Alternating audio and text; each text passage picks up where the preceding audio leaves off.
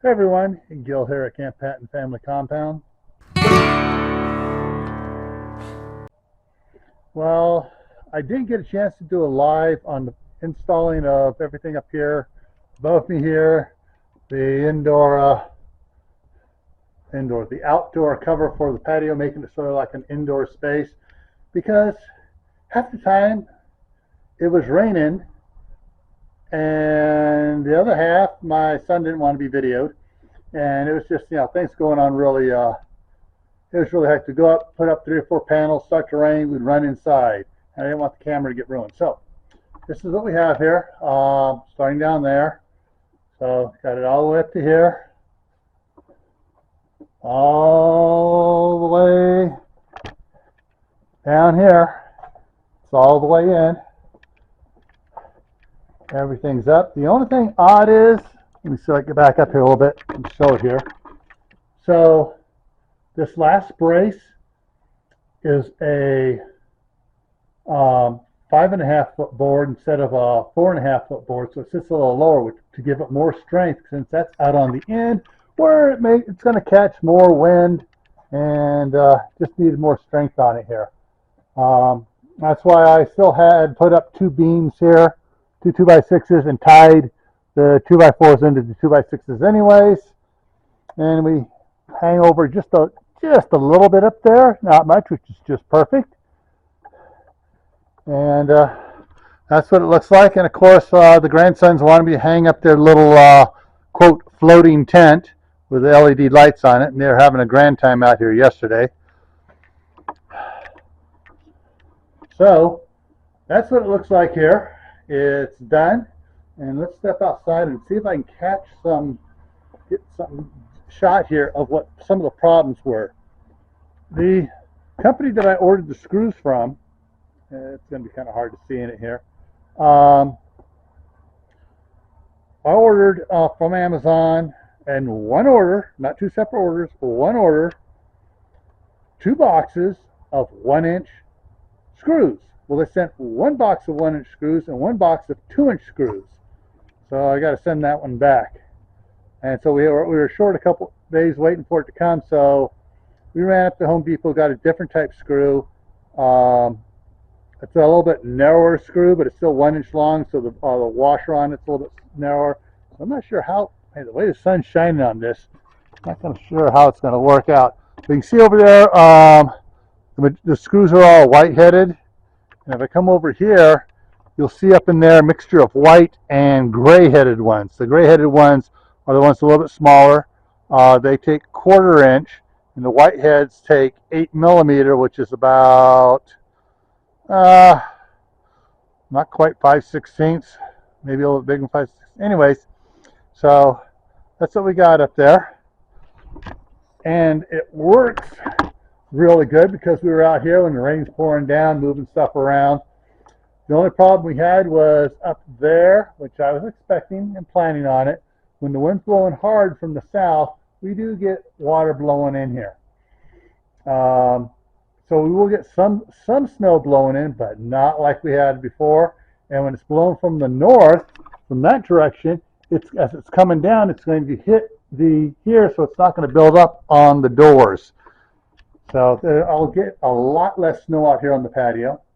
Now, one of the things I was talking about with my son yesterday, or the day before actually, up here, get up here where it's not glare, it's not killing it. That space above the right up there, between, we were thinking about every other one putting a 1x10 up there, so it hangs down a little bit, so it blocks it a little bit more from coming down, snow coming down here on the steps and stuff. And leave one open so we get ventilation, proper ventilation. Do another one over here. End when it's not worth it, since it's going to be blowing around the corner there. And then we'll leave this one here open, and then the next 2 here block both of these here off. No, it's not blocking it off. Basically, you have a 2x4 and a 2x6, so it come down just to the bottom of the 2x4. I mean the 2x6 there, and then go ahead and leave this one open, this one open maybe, and then box that one off. So this one here, box this one off specifically because this one up there, I can't even see what I'm shooting at because of glare, is over the access to the under the house. So I'll keep a little more snow from getting on that in case I need to go down there in the middle of the winter. So one of the things I'm doing, I'm bringing all the garden hose up here so it doesn't get snow piled on it. And get everything winterized here. I'm bringing up all the sprinklers from out in the yard there, piling them up here. And my little tomato here. And it's still, it looks like I may have a couple tomatoes under there that are right. So, but everything else here is doing great. With it out here, I just got to move some more stuff around. The grandkids are parking their scooters and trikes out here. So they're happy that they don't have to get Grandpa to open up the shop for them to get their scooters. So anyways, I'm going to tack on here. So I'm going to be editing into it. Last night I filmed what it looked like out here at night. I strung up these LED lights. And so I think I'm going to have to put like 3 strings out here. One string lights it up lights it up all the way down there, all the way up to here by this door here. Down over here, it's still a little dark, so I may need to run 1 string over there. But yeah, it's plenty bright out here with just that 1 string of LED lights. And those are the lights you can get over at Sam's Club, and even Costco has them. So you just check to see whichever one has them on for cheaper. But so I'm going to go in here and show you what it looks like at night now. Okay, so this is what it looks like at night.